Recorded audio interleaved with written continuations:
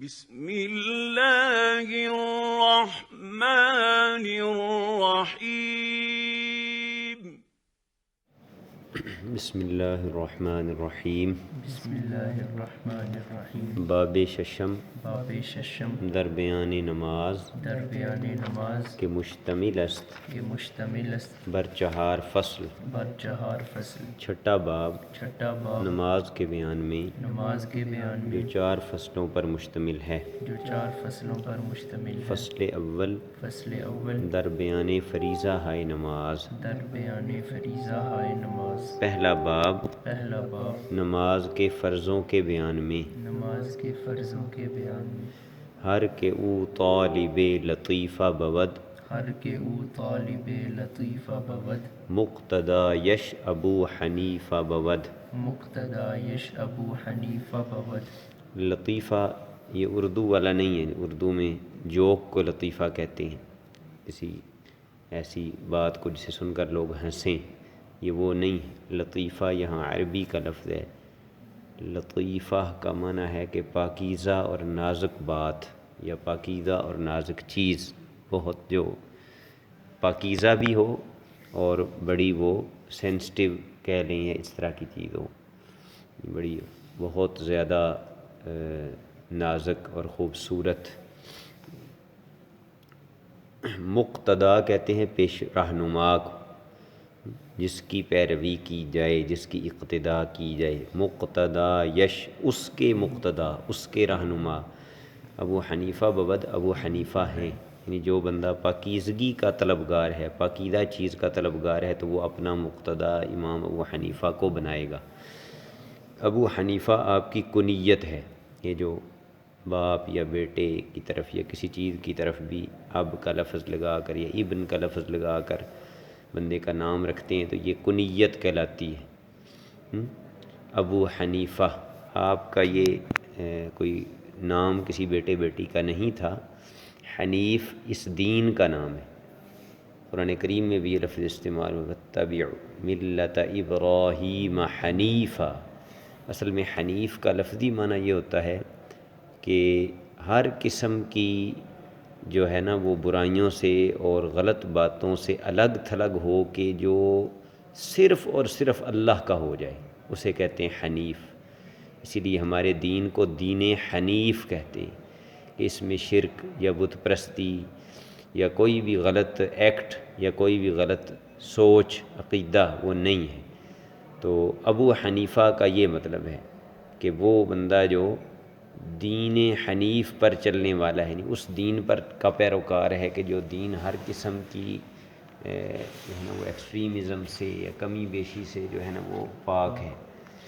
یہ اس کا مطلب بنے گا جو کوئی پاکیزہ چیز کا طلبگار ہے، پاکیزہ چیز کا طلبگار ہے، اس کے رہنما امام ابو حنیفہ ہیں. امام ابو حنیفہ آپ کا نام نعمان ہے اور والد کا نام ثابت ہے. نعمان بن ثابت. کوفہ میں آپ پیدا ہوئے ہیں، بغداد شریف میں آپ کا مزار ہے.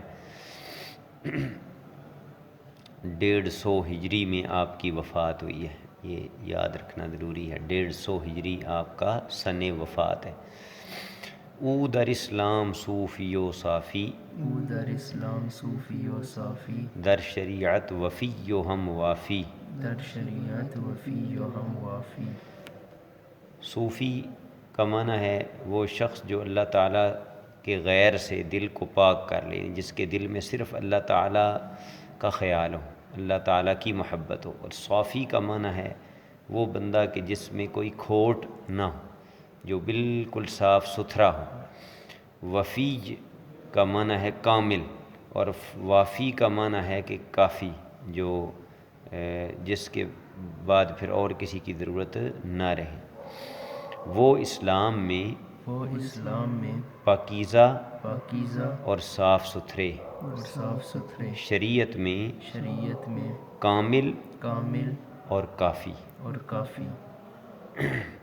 بشنو از من بیان مذہب او بشنو از من بیان مذہب او زاں کے صافی ترست مشرب او زاں کی صافی ترست مشرب او بشنو کس مصدر سے ہے؟ شنیدن شنیدن سے، سننا، شنود مضارع، شنو امر ہے نا، اور با ساتھ زائد آئی ہے، تو پھر شعر کا وزن ٹھیک کرنے کے لیے ویسے تو بی شنو ہے نا، بی شنو یعنی شین کے اوپر پیش ہے، لیکن ہم اس شین کو ساکن کر دیں گے، کیسے پڑھیں گے؟ بشنو، بشنو تو سن، از من مجھ سے، بیان مذہب او اس مذہب کا اس کے مذہب کا، ان کے مذہب کا بیان، اضافت ہے نا یہاں، بیان کی مذہب کی طرف اور مذہب کی آگے او کی طرف، ان کے مذہب کا بیان مجھ سے سن۔ زاں کے کیا ہوتا ہے اصل میں؟ از آں کے، اس لیے کہ، اس کا ترجمہ اردو میں کیا کرتے ہیں؟ اس لیے کہ، صافی تر، صافی کا معنی صاف ستھرا، صافی تر بہت صاف، است معنی ہے، مشرب او، مشرب اصل میں کہتے ہیں اس جگہ کو جہاں سے پانی پیا جائے، اس میں ظرف ہے، شارب یشرب، سامع یسمع سے، مشرب پانی پینے کی جگہ، یعنی آپ اس کو چشمہ کہہ لیں یا نہر کہہ لیں یا تالاب کہہ لیں۔ مشرب او کا معنی ہے کہ ان کا چشمہ، اور مراد چشمے سے کیا ہے؟ ان کا نالج، ان کا علم، ٹھیک ہے نا، کیونکہ وہ بہت صاف ستھرا ہے، یعنی ان کا چشمہ بہت صاف ستھرا ہے، مطلب کیا ہے کہ ان کا مذہب جو ہے وہ بہت اعلیٰ ہے۔ مجھ سے ان کے مذہب کا بیان سن، مجھ سے ان کے مذہب کا بیان سن، اس لیے کہ اس لیے کہ ان کا چشمہ اس کا چشمہ بہت صاف ستھرا ہے۔ بہت صاف ستھرا ہے۔ ضبط کن این دو شش فریضہ کنوں، ضبط کن این دو شش فریضہ کنوں، شش درون نماز و شش بیرون، شش درون نماز شش بیرون۔ ضبط کن، ضبط کردن مصدر ہے، ضبط کردن کا معنی محفوظ کر لینا کسی چیز کو، ضبط کن کا معنی تو محفوظ کر لے، یاد کر لے۔ ضبط کا معنی محفوظ کرنا، یعنی مطلب ہے دل دماغ میں محفوظ کرنا، میموری میں۔ این دو شش فریضہ، یہ 12 فرض، دو شش کا معنی ہوگا نا 2 6، 6 2 ہوں تو وہ 12 بن جاتے ہیں۔ کنوں کا معنی ہے اب، اکنوں یا کنوں دونوں کا معنی اب ہوتا ہے، ٹھیک ہے جی۔ درون کا معنی باہر اور بیرون ہے، درون کا معنی اندر اور بیرون کا معنی باہر، یہ اپوزٹ ہیں آپس میں۔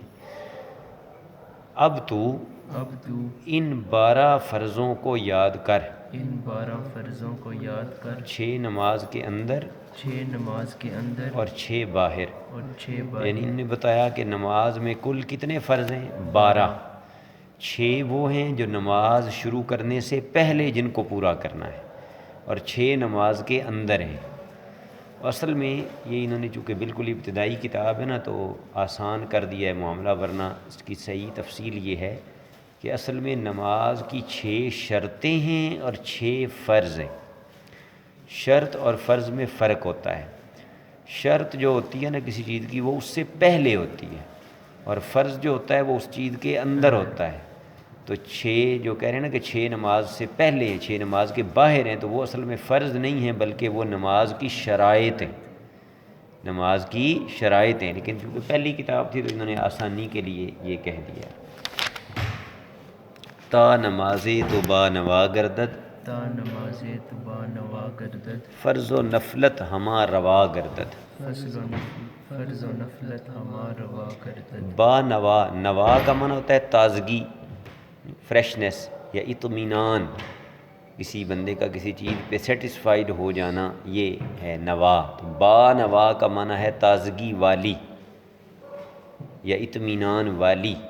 با عربی میں با اور فارسی میں با اور بے دو آتے ہیں نا، با کسی چیز کو انکلوڈ کرنے کے لیے آتا ہے اور بے ایکسکلوڈ کرنے کے لیے۔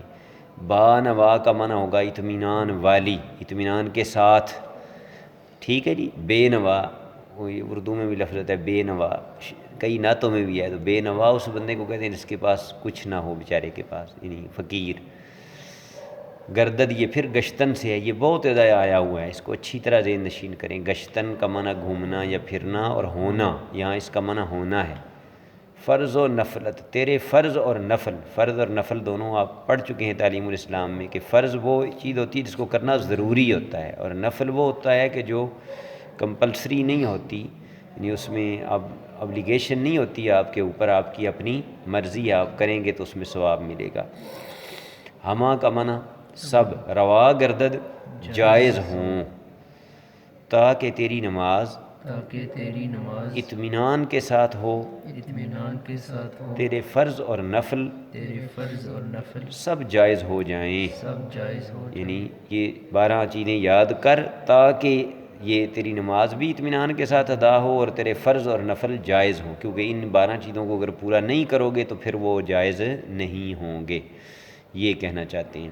مقبول اور مقبول۔ ہاں بالکل، یہ بھی معنی بنتا ہے تاکہ تیری نماز قبولیت والی ہو جائے، تیری نماز اللہ تعالیٰ کی بارگاہ میں قبولیت والی ہو جائے، مقبول ہو جائے اللہ تعالیٰ کی بارگاہ میں۔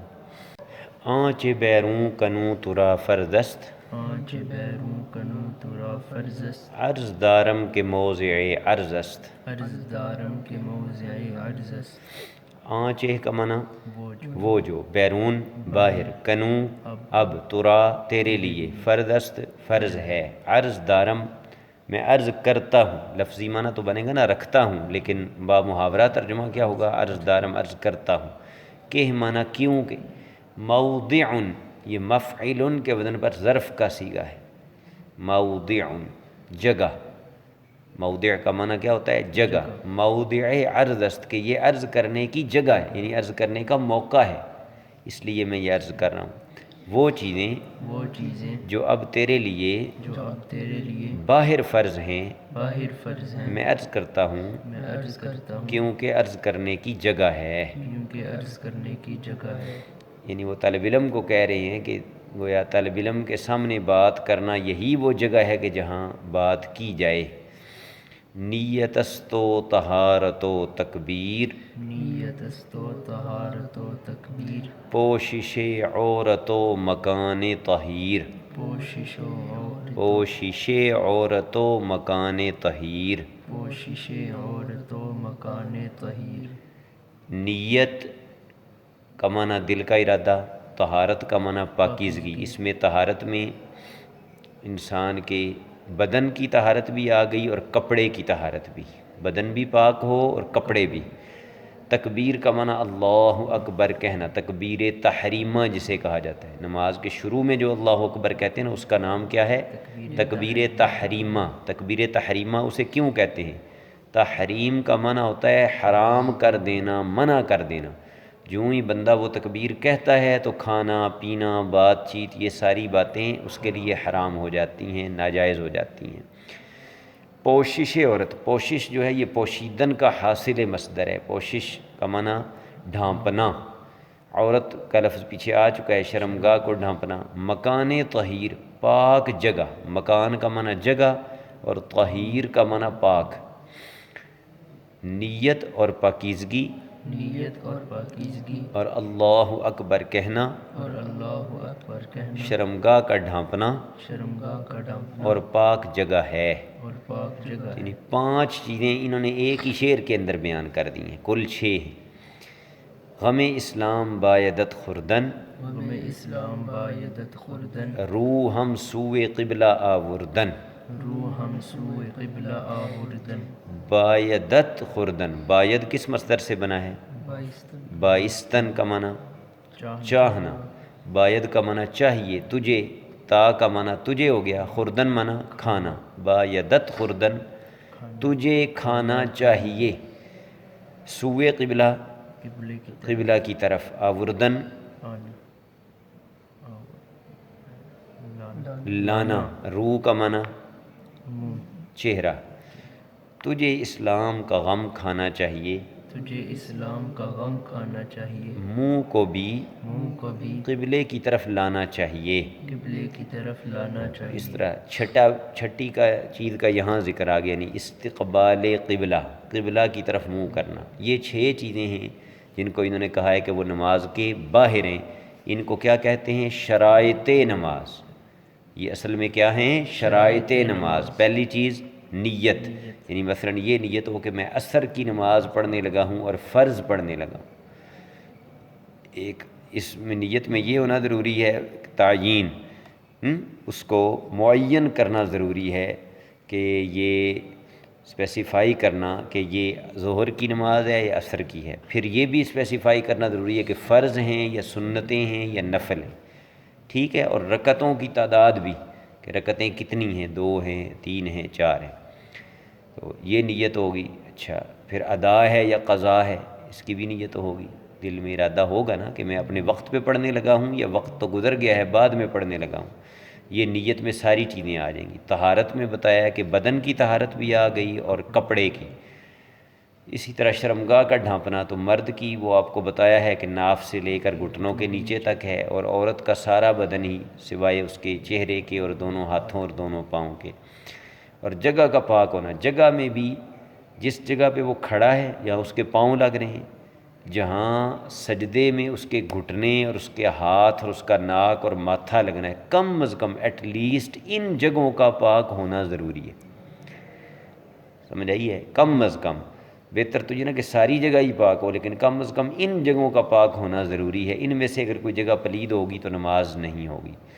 اور چھٹی چیز کیا ہے؟ قبلہ شریف کی طرف منہ کرنا۔ یہ بھی ذہن میں رکھ لیں کہ یہ جو باتیں ہو رہی ہیں، یہ جو 6 چیزیں بیان کی ہیں، تو یہ نارمل صورتحال کی بات ہو رہی ہے۔ ایکسٹرا آرڈینری صورتحال ہوگی تو پھر اس میں ظاہر ہے کہ بہت ساری چیزوں کی اس میں چھوٹ مل جاتی ہے۔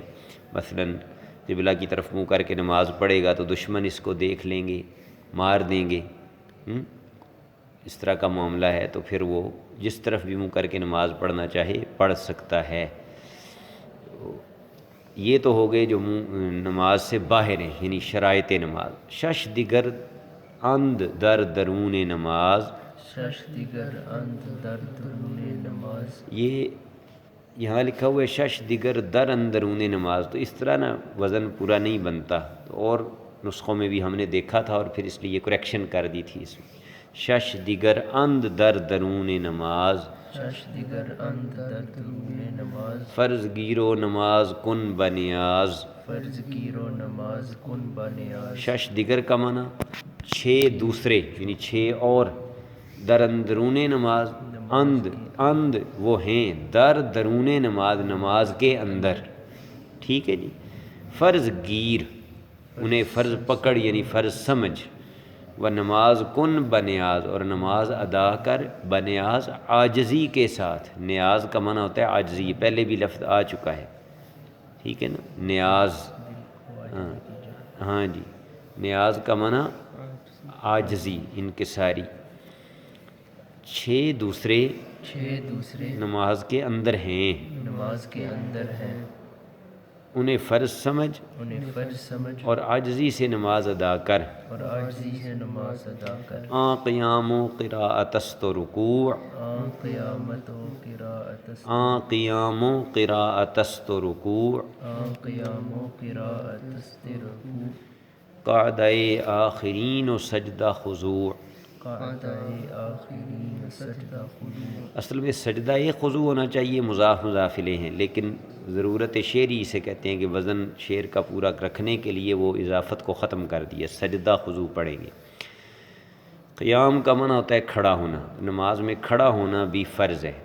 قراءت کا معنی ہے قرآن مجید کا پڑھنا، قرآن مجید کی کم از کم 3 آیات کا پڑھنا فرض ہے، مختصر آیات یا ایک بڑی آیت۔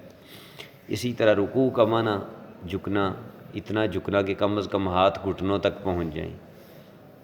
قعدہ آخرین کا معنی ہوتا ہے آخری قعدہ، یعنی آخر میں نماز میں جو بیٹھا جاتا ہے۔ اور سجدہ خضوع کا معنی ہے عاجزی والا سجدہ، خضوع کا معنی ہوتا ہے دل کے اندر جو ہے نا اللہ تعالیٰ کے لیے عاجزی پیدا ہو۔ سجدہ خضوع کا معنی عاجزی والا سجدہ، وہ کھڑا ہونا وہ کھڑا ہونا اور قرآن مجید پڑھنا اور قرآن مجید پڑھنا اور رکوع کرنا ہے۔ اور رکوع کرنا ہے۔ نماز کے آخر میں بیٹھنا نماز کے آخر میں بیٹھنا اور عاجزی والا سجدہ۔ اور عاجزی والا سجدہ۔ 5 یہاں بھی ایک ہی شعر میں آ گئے، پس بروں آمدن فریدہ شناس، پس رو آمدن فریضہ شناس، از نماز اے مدار عقل و قیاس۔ از نماز اے مدار عقل و قیاس۔ از نماز کا تعلق پچھلے مصرے کے ساتھ، یعنی بات یہاں پہ پوری ہو رہی ہے از نماز، اور یہاں بروں آمدن کے ساتھ اس کا جو ہے نا وہ تعلق ہے۔ بروں آمدن کا معنی باہر آنا، از نماز نماز سے، سمجھ آئی یہ بات؟ میننگ میں از نماز کا جو تعلق ہے وہ بروں آمدن کے ساتھ ہے۔ پس کا معنی پھر، شناس کس مصدر سے بنا ہے؟ شناختن۔ شناختن معنی پہچاننا، کون سا فعل ہے یہ؟